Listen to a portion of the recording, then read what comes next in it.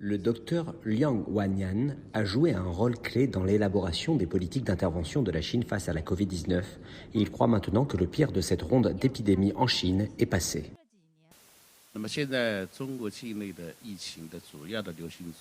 Les variants les plus répandus en Chine sont PF2 et PF7. Pour la situation générale, les cas d'infection de la première vague diminuent en Chine à présent et le nombre de cas graves plafonne. Il est juste de dire que nous avons surmonté le pire de cette ronde. Cela révèle la force de notre système médical. Mais c'est encore une période extrêmement tendue, y compris pour les groupes vulnérables et les zones rurales.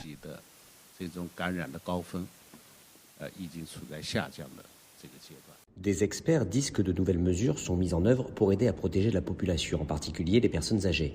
Le personnel de santé communautaire les surveille pour détecter les premiers signes d'infection. Des générateurs d'oxygène sont peu à peu installés dans les cliniques communautaires. Et les médecins s'efforcent de distribuer des médicaments antiviraux dès qu'ils sont nécessaires. Liang dit aussi que le plein impact de la pandémie de coronavirus n'est pas encore connu. Concernant les décès liés à la Covid, il n'y a pas de manière convenue de les compter à travers le monde et chaque pays compte à sa manière.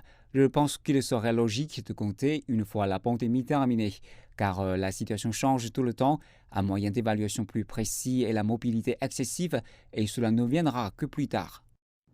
Le docteur Liang décrit la réaction de la Chine face à la pandémie comme flexible et efficace. Lors des 3 dernières années, les stratégies de la Chine contre la Covid ont toujours été adaptées aux situations actuelles et scientifiques.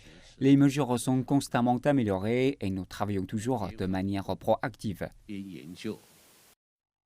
Des experts disent que de nouvelles vagues d'infection de la Covid sont inévitables et que les vaccins, en particulier pour les personnes âgées, restent la meilleure ligne de défense, alors que les campagnes de vaccination sont en cours dans toute la Chine.